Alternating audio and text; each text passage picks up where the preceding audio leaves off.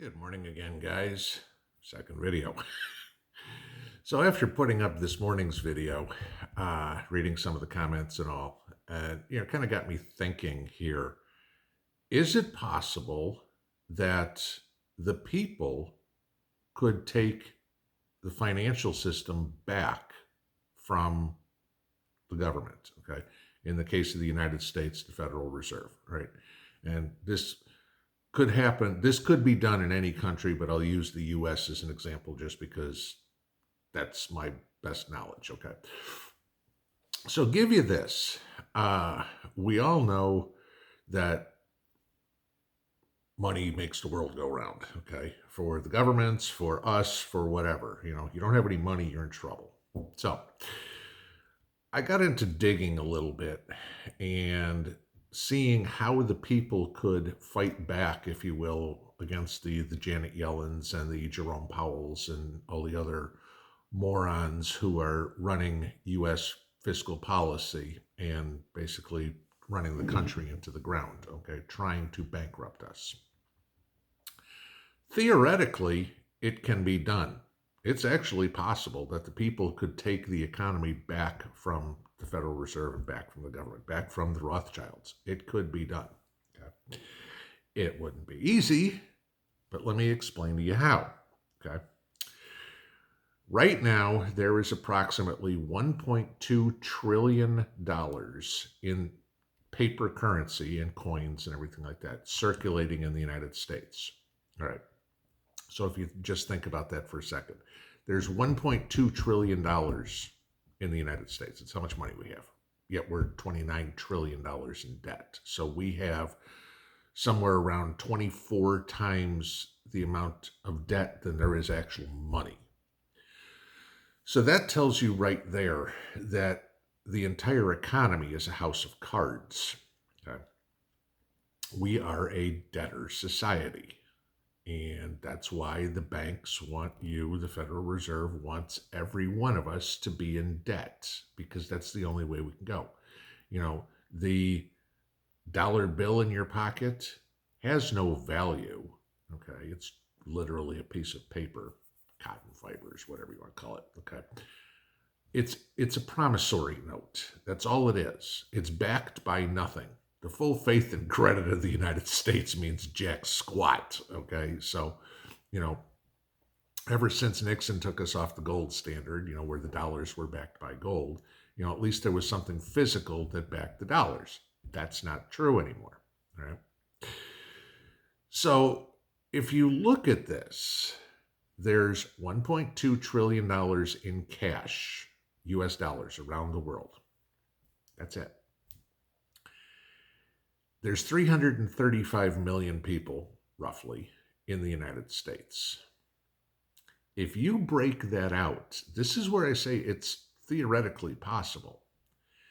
If each person in the United States had the ability to, i.e., had the money, or had the will to, if every single person took $3,582.09 out of the bank and put it under the mattress, in the safe in the house, in your wallet, whatever it would be, that would literally be all the US dollars in the world. Anything and everything else would be strictly thin air, ones and zeros being traded all over the place. Okay. So that would be the first thing it would need to do, is the public would have to clear out all the dollars from the system, which that would freak the banks out in the first place. Because remember, banks are required to keep money in reserve, okay, just in case somebody wants to go to the bank. Well, if we've taken all the dollars out, there ain't any left, okay, for them to keep in reserve. So there's the first part that does it. Now, the other thing it would need to happen is the people of the United States would have to start living within their means, i.e., not borrowing money. Now, let me rephrase that. Not borrowing money from the banks. Okay. And yes, I understand that makes it difficult to buy a car. That makes it difficult to buy a house. But it doesn't make it difficult to buy a hamburger. It doesn't make it difficult to buy clothing. It's just we've just got so convenient whipping out that piece of plastic and go here, just finance everything. Yeah. The banks make money on loaning money, taking my dollars, holding them, and loaning them to somebody else. If you take out the banks and the middleman, if I just decided to loan that money to somebody else on my own, the banks go kaput. Okay.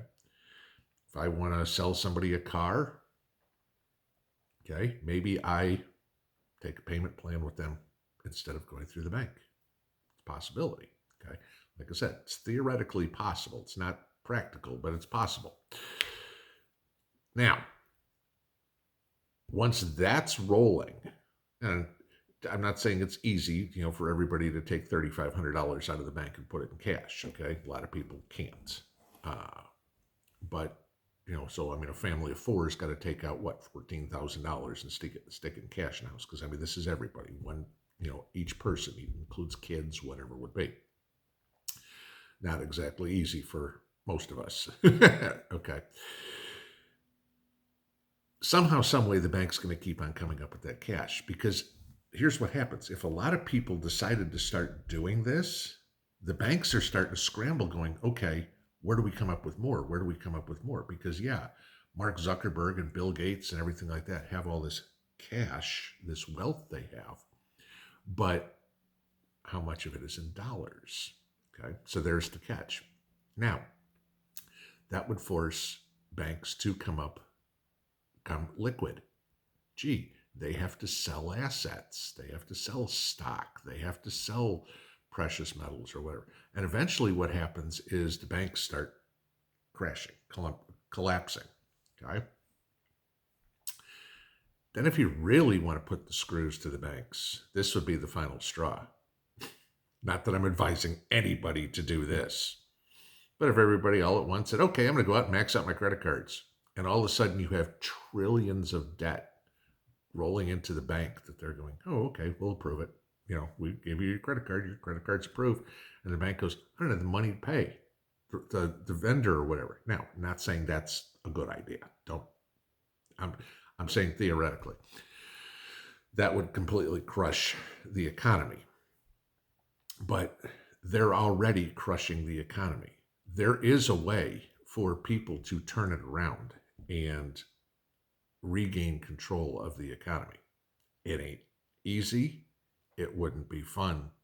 But if everybody took, and again, like I said, everybody in the country would have to do this, take $3,500 out of the bank and put it in their house and deplete the world system of cash, stop using credit. The only possible idea that the government would have at this point, or the Federal Reserve would have at this point, is to print more cash because they need some, all right? Which of course means inflation, hyperinflation eventually happens. It ain't a good solution, but theoretically on paper, it's possible. Because just to give you that as an idea, that's how much cash there is. And then you think of how far we are in debt, and that goes back to this morning's video. We don't need any more. Right now, there's only enough cash in the country for each person to have $3,500. That's it. If they took every single dollar bill, $5, 10, 20, 50, 100, whatever it would be, every penny, nickel, dime, quarter, and split it up between every person in the country, each one of us gets $3,582.09. The end. You're done. That's socialism. That's what they want to do. If you have more than $3,500 to your name right now, you're going to lose money. Okay. If you have less than $3,500 to your name, okay, maybe you're going to get a little bit of money, but that's all you get. The end. $3,500, $3,582.09. End of story. Make $30,000. That's what you make in a month. Okay, so that's how screwed our financial system is, guys. It's going to be real interesting to see how the people wind up taking it back. I mean, this is a very simplistic idea, but it is theoretically possible. Have a good one. Pinball out.